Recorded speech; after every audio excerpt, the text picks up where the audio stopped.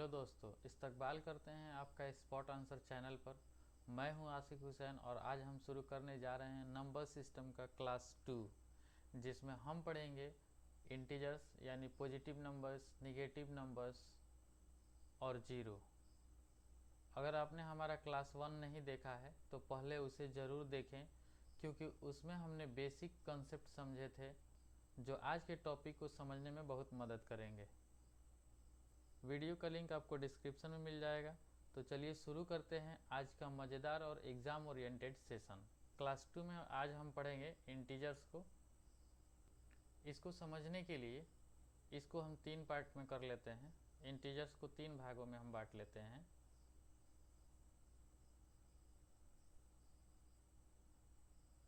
Positive, zero और negative. ठीक है, पॉजिटिव में कौन कौन से आ जाएंगे, जैसे कि एकदम आसान है समझने के लिए, 1 2 3। जीरो को तो आप समझ ही रहे हैं, जीरो का जीरो लिख लेंगे। और निगेटिव में हम क्या करेंगे, -1 2 3 4 डैश डैश, ऐसे। ये सारे क्या हो गए, निगेटिव पूर्णांक हो गए, और ये पॉजिटिव पूर्णांक, और ये जीरो। अब समझते हैं हम थोड़ा नेचुरल नंबर को, यानी प्राकृत संख्या को।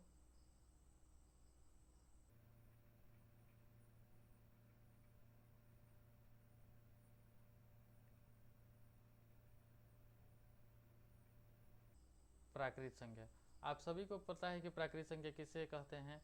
जैसे कि 1 2 3 4, ये जितने भी संख्याएं आप देखते हैं ये सारी की सारी प्राकृत संख्या है।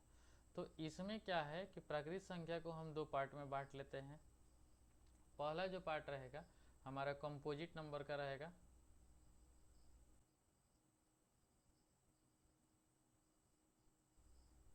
यानी भाज्य संख्याएं। क्या होती हैं ये, भाज्य संख्याएं। और दूसरा रहता है प्राइम नंबर, जिसको हम बोलते हैं अभाज्य संख्या।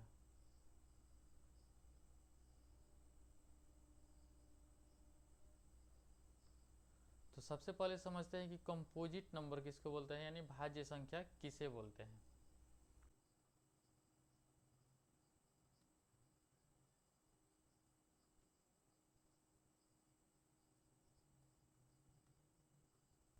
ऐसी संख्या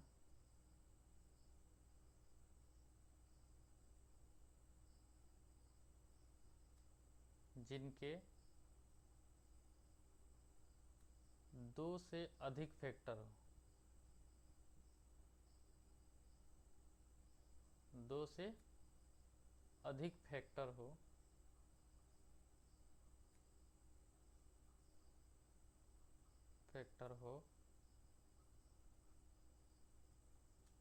क्या कहलाती हैं, कंपोजिट नंबर कहलाती है।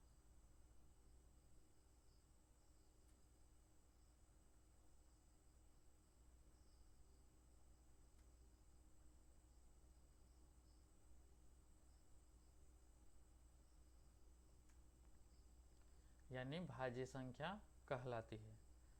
जैसे में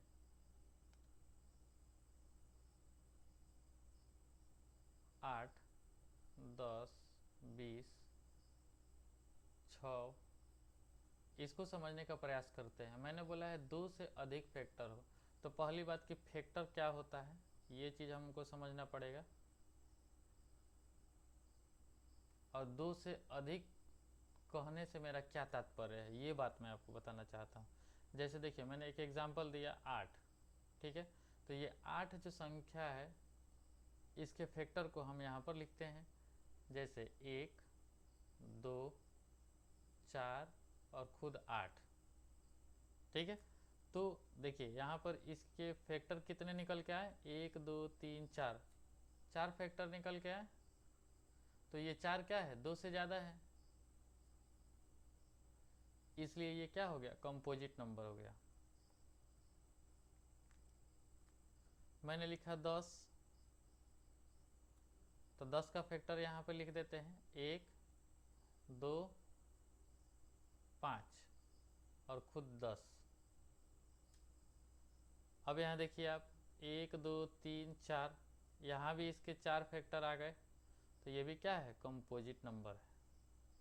जैसे एक और संख्या ले लेते हैं, मान लीजिए हमने यहाँ पर लिखा 16, तो 16 को हम क्या लिख सकते हैं, 1 2 4 8 16।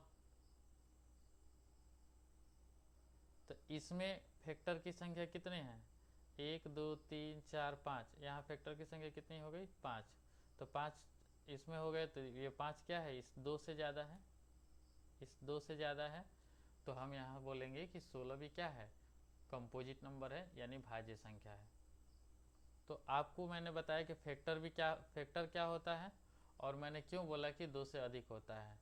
तो जिसका फैक्टर 2 से अधिक हो, जिसका फैक्टर क्या हो, 2 से अधिक हो, वो सारी संख्याएं क्या कहलाती है, कंपोजिट नंबर यानी भाज्य संख्या कहलाती है। हमने यहाँ पर कंपोजिट नंबर को देख लिया, अब समझते हैं कि प्राइम नंबर किसको बोलते हैं।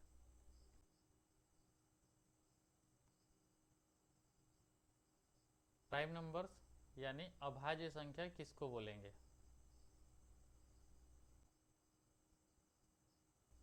तो इसका डिफिनेशन बिल्कुल आसान है, हम लिख सकते हैं ऐसी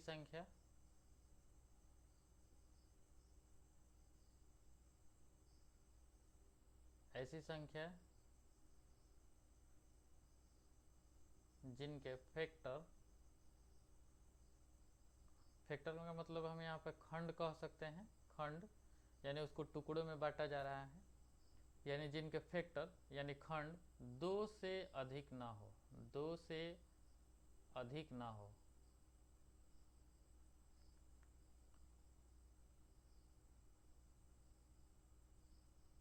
दो से अधिक ना हो,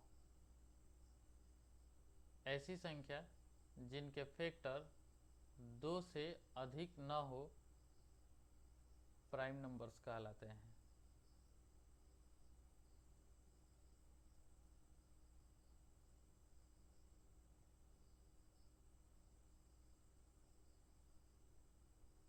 जैसे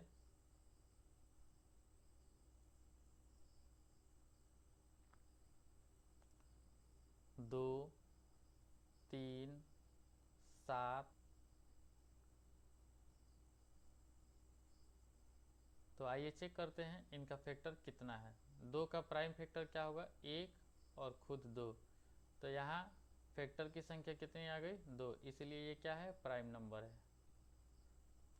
3 को देख लेते हैं, 1 हो गया और 3 हो गया, तो ये क्या हो गया, इसमें भी प्राइम फैक्टर की संख्या, इसमें भी फैक्टर की संख्या क्या है, 2, तो ये भी क्या हो गया हमारे लिए, प्राइम नंबर हो गया। 7 को देख लेते हैं, 1 और 7, यहाँ भी फैक्टर की संख्या क्या है, 2, तो ये भी हमारे लिए क्या हो गया, प्राइम नंबर। यानी जो भी प्राइम नंबर्स होंगे उनमें फैक्टर की जो संख्या होगी वो 2 से अधिक नहीं होगी, 2 से क्या होगी, अधिक नहीं होगी। तो वो सारी संख्याएं क्या कहलाती हैं, अभाज्य संख्या यानी प्राइम फैक्टर कहलाती हैं।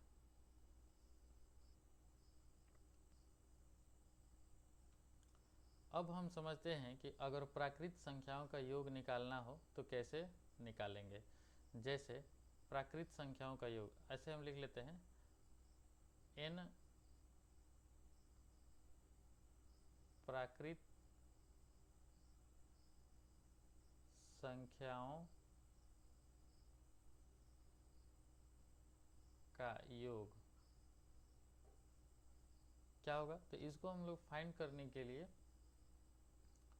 n इंटू n+1/2 का फॉर्मूला यूज करेंगे। क्लियर है, कैसे होगा मैं आपको बताता हूँ। जैसे कोई लिख दिया कि 1 + 2 + 3 + 4 + 5 ऐसे करके 10 तक आप इसका योग निकालें। ये क्या है, सारी की सारी प्राकृत संख्याएं हैं। तो इन प्राकृत संख्याओं का योग कैसे फाइंड करेंगे, तो जो अंतिम वाली संख्या होगी वो हमारी n की वैल्यू होगी। तो हम यहाँ पे सम निकालेंगे, कैसे देखेंगे जरा। n का वैल्यू क्या है, 10, और यहाँ पे देखिए फिर n+1 बोला है, यानी हम यहाँ पे लिखेंगे n का वैल्यू 10 + 1 और अपॉन में क्या रखेंगे 2। फिर यहाँ पे क्या हो जाएगा 10 गुणे 10 में 1 जोड़ेंगे तो कितना होगा 11, और नीचे में हम 2 रखेंगे, 2 से इसको कटा देंगे 5, 11 पचे 55। ये प्राकृत संख्याओं का योग हम ऐसे फाइंड करेंगे। ठीक है, जैसे मैं एक क्वेश्चन लिखता हूँ यहाँ पे 5 6 7 8 9 10 तक के योग को ज्ञात करें। देखेंगे जरा, ये भी प्राकृत संख्याएं हैं, तो 5 6 7 8 9 10 इतना ही का योग आपको बताना है। देखिएगा जरा, लेकिन एक चीज़ आपको प्रॉपर्टी बता देते हैं कि जब हम इन प्राकृत संख्याओं का योग ज्ञात करते हैं तो वो स्टार्टिंग से काउंट करके सबका आंसर बताता है, स्टार्टिंग से। जैसे कि इस वाले एग्जाम्पल में देखिए, हमने 1 से लेके 10 तक निकाला है तो ये 55 आया है टोटल। लेकिन इस बार का जो क्वेश्चन है वो बोल रहा है कि 5 6 7 8 9 10 बस इतना ही का बताना है। ठीक है, तो कोई दिक्कत वाली बात नहीं है। अच्छा, इससे पहले क्या आएगा, इससे पहले क्या आएगा, तो इससे पहले आएगा 1 2 3 4 तब ये आएगा 5, है ना। लेकिन ये वाला पार्ट तो इसमें नहीं है, ये वाला पार्ट इसमें नहीं है। तो आपको क्या करना है कि यहाँ देखिए, यहाँ अगर हम सम पता करेंगे सम, तो देखिए यहाँ पे n इंटू n प्लस 1 वाला जब हम फार्मूला यहाँ पुट करेंगे तो देखिए बिल्कुल 10 गुणे 11 और बटा 2, 2 से कटेगा ये 5 बार में, आंसर इसका कितना होगा 55। तो देखिए यहाँ एक से मैंने 10 तक निकाला तब भी 55 आया, और 5 से लेके 10 तक निकाला तब भी 55 आया। इसका मतलब ये हुआ कि ये 1 से लेकर 10 तक का काउंट किया है 55। हमें चाहिए कितना 5 6 7 8 9 10 का चाहिए। तो इसके लिए आपको क्या करना पड़ेगा कि जो इससे पहले वाला पार्ट है 1 2 3 4 वाला, इसमें से इस पूरे वाले पार्ट में से इसको हमें क्या करना है निकालना पड़ेगा। तो निकाल लेते हैं, कोई मसले की बात नहीं है। तो 1 से 4 तक का कितना हो जाएगा, जैसे 1 से 4 तक का कितना हो जाएगा 4 गुणे 5 बट्टा 2, और 2 से घटाएंगे 2 दूनी 4 और 2 पच्चे 10। इसका 1 से लेके 4 तक का सम कितना आ रहा है 10। तो हम क्या करेंगे इस 55 में से इस 10 को क्या कर लेंगे माइनस कर लेंगे, तो इसका आंसर कितना आएगा 45। इसका जो सही वाला आंसर है वो है आपका 45। एक और एग्जाम्पल लेकर हम यहाँ पर देख सकते हैं। तो चलिए एक और एग्जाम्पल लेते हैं। जैसे कि देखिए आप यहाँ पे मैंने बोला क्वेश्चन रहेगा 101 102 103 104 104 और इस तरीके से करते हुए 200 तक के सभी प्राकृतिक संख्याओं का क्या करना है हमें योग बताना है। 101 से लेकर 200 तक के सभी प्राकृत संख्याओं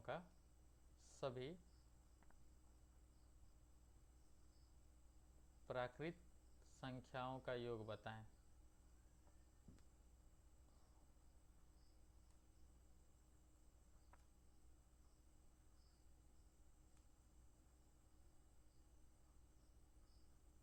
ठीक है, तो अभी देखिए, अभी हम क्या करेंगे यहाँ पे सम निकाल देंगे इसका। तो सम निकालेंगे तो क्या होगा, डायरेक्ट मैं फार्मूला पुट कर रहा हूँ 200 गुणे 201 और बटा में क्या रहेगा 200। तो ये हमारे पास आ जाएगा, इसे ये कटेगा 100 बार में 100, और कभी भी इससे मल्टीप्लाई करेंगे तो क्या करेंगे 201 लेके और 00 बैठा देंगे। तो ये इसका आंसर आ गया। अच्छा, आप हमें बताइए कि यहाँ से आप जरा गौर कीजिए, ये जो 20,100 आंसर आया है ना, ये पूरे 1 से काउंट किया है, 1 + 2 + 3 ये 101 है ना, यानी ये 100 तक का भी इसमें काउंट कर लिया है। तो चूंकि हमको तो चाहिए 101 से 200 तक का, तो इसलिए 1 से लेके 100 तक वाला भी हमें निकालना पड़ेगा। तो 1 से 100 तक हम निकाल कर और इस पूरे में से घटा लेंगे, क्योंकि वो पूछा है कि 101 से लेकर 200 तक का ही बताना है। और ये जो आंसर आया है ये पूरा 1 से लेके 200 तक है, तो हम यहाँ पे माइनस कर लेंगे। तो उसका आंसर क्या आ जाएगा, 1 से लेके 100 तक वाला, इसका सम हम निकाल लेंगे। तो 100 गुणे 101 और बटा 200, फिर कटेगा ये 50 बार में, और जब हम इसको गुणा करेंगे तो यह आएगा हमारा 50 50। जब इसको हम माइनस करेंगे तो ये आपका आ जाएगा 15,050।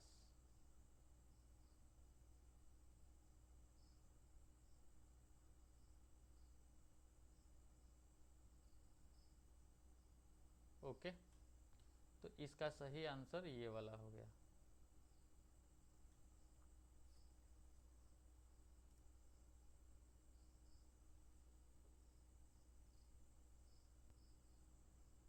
अब पढ़ते हैं हम लोग विषम संख्याओं का योग।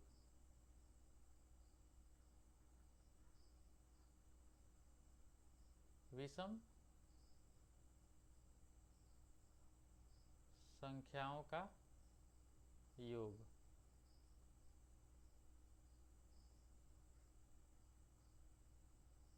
सम ऑफ ऑड नंबर्स।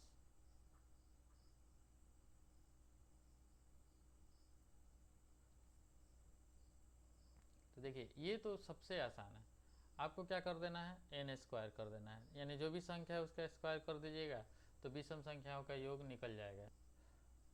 जैसे कि 1 + 3 + 5, अगर हमको इसका योग पता करना है तो काउंट कर लेंगे, 5 और 3 और 1, यानी n बराबर कितना है, 1 2 3, तो 3 का हम स्क्वायर करेंगे तो कितना हो जाएगा, 9। यही विषम संख्याओं का योग निकालने का फॉर्मूला है। देखिए 9 कैसे हुआ, 5 और 3 8 1 9, यानी टोटल संख्याओं को काउंट करके और उसको स्क्वायर कर देना है। जैसे एक और उदाहरण आप देख सकते हैं यहाँ पे, 1 3 5 7, इसको अगर हमें निकालना हो तो क्या होगा, कितनी संख्याएं हैं, n बराबर कितना है, 7 5 3 1, टोटल n का मान है 4, कितना है 4, और 4 को स्क्वायर करेंगे तो कितना होगा 16। तो ये हमारा आंसर हो गया। तो जब भी विषम संख्याओं का योग पता करना हो तो विषम संख्याओं को काउंट करेंगे, यानी n का वैल्यू निकाल के और उसको हम स्क्वायर कर देंगे तो ये हमें पता चल जाएगा। जैसे मैं क्वेश्चन आपसे पूछ सकता है, पहली 5 विषम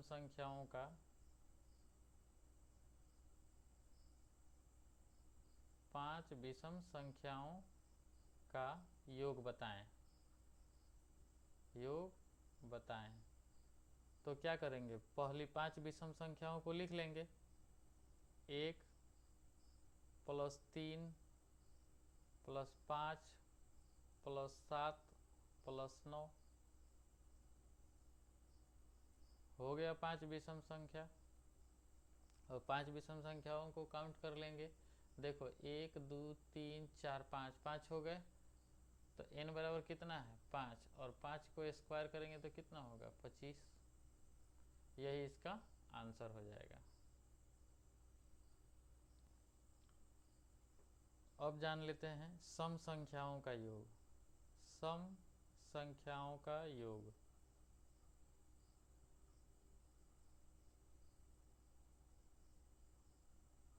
सम संख्याओं का योग, सम ऑफ इवन नंबर्स। ठीक है, तो इसको निकालने के लिए हमें क्या करना है,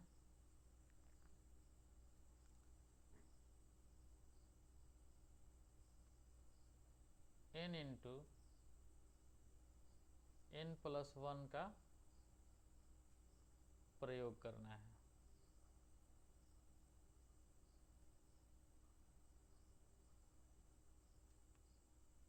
जैसे मान लीजिए एग्जाम्पल के तौर पे 2 4 6 8।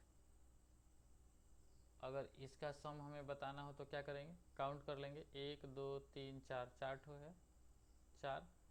अब देखिए अंदर n+1 है यानी 4 + 1, तो क्या होगा यहाँ पे 4 × 5, आंसर कितना आ जाएगा इसका 20। ऐसे भी जोड़ के देख लो, 8 6 14, 14 4 18, 2 20। अगला टॉपिक को समझते हैं।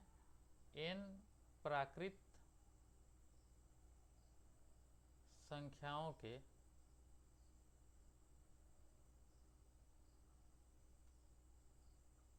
वर्गों का योग क्या होगा। वर्गों के योग अगर हमें निकालना हो तो हमें क्या करना है, n × n+1 × 2n+1 अपॉन में 6 रखना है। तो इस तरीके से हम इन प्राकृत संख्याओं के वर्गों का योग निकाल पाएंगे।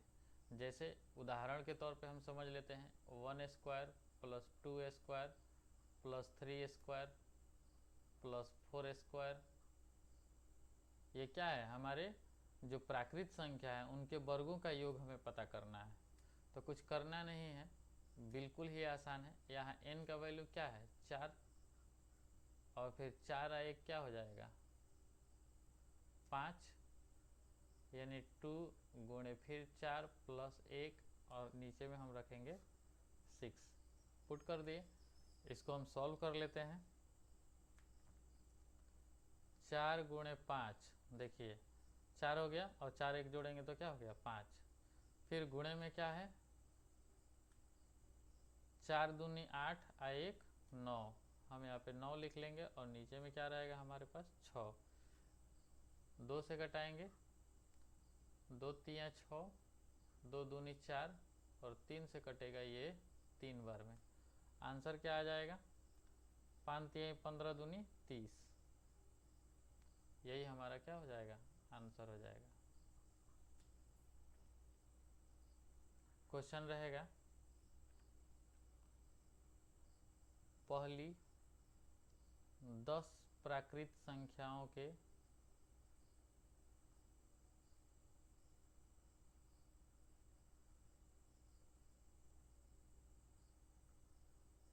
वर्गों का योग ज्ञात करें। वर्गों का योग बताएं। ठीक है, तो देखिए आप यहाँ पे कैसे कैलकुलेट करेंगे सम निकालना हो तो। जैसे ये इस तरीके से कह रहा है 1² + 2² + 3² + 4², ऐसे डॉट डॉट करके 10² तक पूछ रहा है वो। तो यहाँ हम क्या करेंगे, सम जब हम फाइंड करेंगे, ठीक है ना, तो हम लिखेंगे यहाँ पे n × n+1 × 2n+1 अपॉन में क्या रख लेंगे 6। आंसर बिल्कुल ही आसान है। डायरेक्ट रखने की कोशिश करेंगे, क्योंकि हम लोग सब्जेक्टिव तो पढ़ नहीं रहे हैं, एग्ज़ाम की तैयारी कर रहे हैं जिसमें बहुत तेज़ी से क्वेश्चन को सॉल्व करना होता है। तो वो चीज़ हम यहाँ पे कोशिश करेंगे करने की। तो यहाँ हो गया 10, फिर यहाँ हो गया 11, फिर यहाँ हो गया 10 दूनी 20 1 21, तो यहाँ हो गया 21, और नीचे लिखेंगे हम 6। फिर 2 से कटा लेंगे, 2 3 6, और 2 पंजे 10, 3 से कट गया ये 21, 7 बार में मल्टीप्लाई कर लेंगे हम लोग, 7 5 35, और गुणे 11, 35 गुणे 11।